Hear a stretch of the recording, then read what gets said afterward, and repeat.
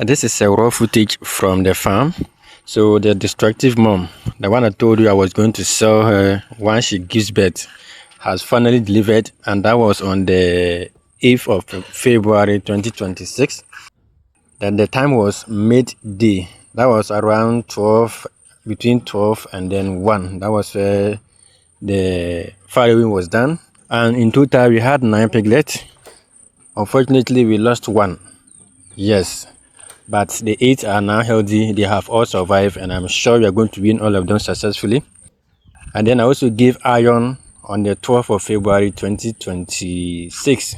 That means 4 days after farrowing. I also told you why I usually wait 4 to 5 days, but then I will know which ones will survive so that I don't waste the iron on any of the non-surviving ones, right? So that is it.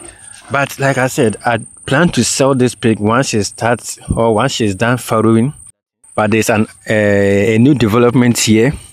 Often, before I sell a sow, I get a replacement of that particular sow. So something also happened on the farm, and that is the one to replace this particular sow is very, very, very undeserving, and that means she's even worse than this one. And not that she destroys the pen, no, but all she did that was she also farrowed for her first time, and then none of the piglets survived. Not that they were all born dead, no, they were all born alive, but she refused to nurse them. She was attacking them left and right, back and forth. Imagine me monitoring this pig around 12 a.m. for you to finish giving birth, and then you start attacking your own piglet in my own presence. So I realized that this one cannot replace this particular sow. For this sow, her sin is just that she destroys the pen, that's it. And this you can also see from this video. This particular room you are seeing, the gate got removed by this same sow because I released her into the room so that I can have the space with the piglet, and I'll be able to do the iron administration safely. You know, safety is very important. Some mothers, they are very protective, and before you say, Jack, where are you, they have already beaten you or harm you.